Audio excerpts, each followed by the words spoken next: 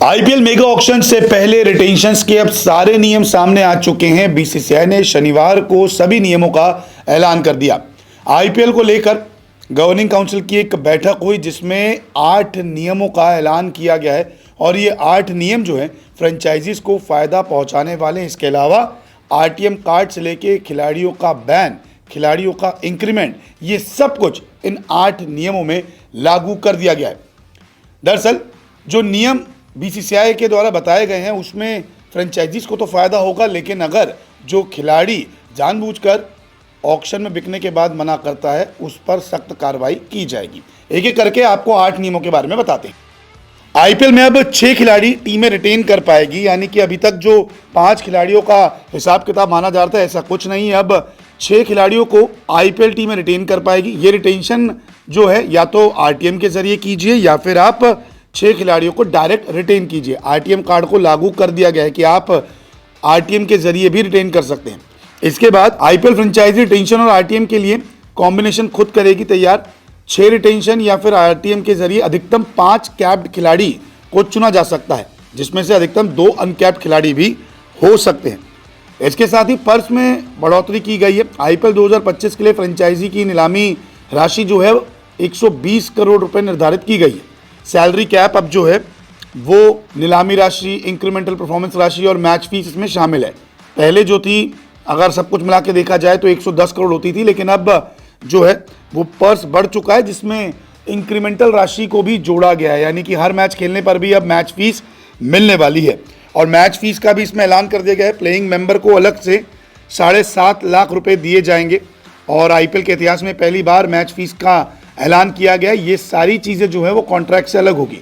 इसमें impact player सहित सभी प्लेइंग 11 मेंबर को 7.5 लाख रुपए दिए जाएंगे।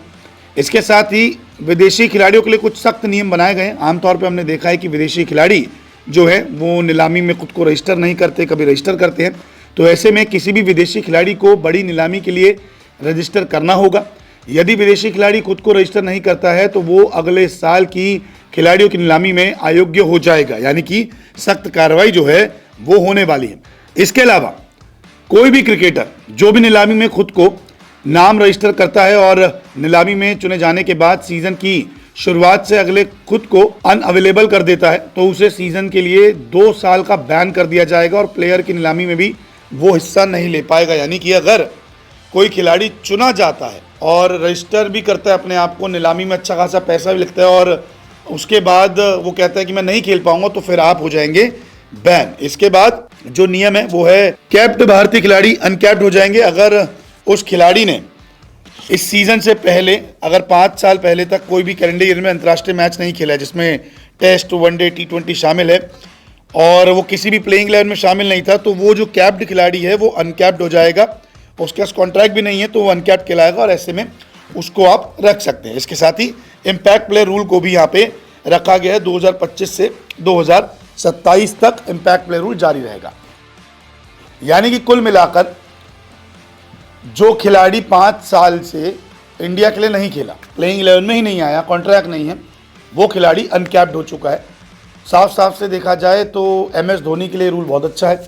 कम पैसों में उन्हें खरीदा जा सकता है, उनको रिटेन किया जा सकता है।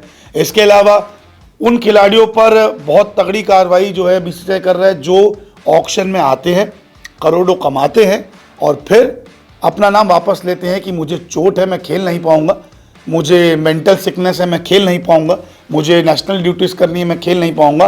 उनको 2 साल के लिए बैन कर दिया जाएगा। अब 6 खिलाड़ी रिटेन कर सकते हैं। अब आप 6 के 6 रिटेन कीजिए या आरटीएम के जरिए कीजिए। इसके अलावा आप देसी विदेशी का कॉम्बिनेशन जो आपको बनाना है वो आप तैयार कीजिए। इसके अलावा आप अनकैप्ड खिलाड़ियों को भी अपने साथ रख सकते हैं। अब देखना काफ़ी दिलचस्प होगा कि आने वाले वक्त में आईपीएल की फ्रेंचाइजी अपनी टीम को कैसे तैयार करती है।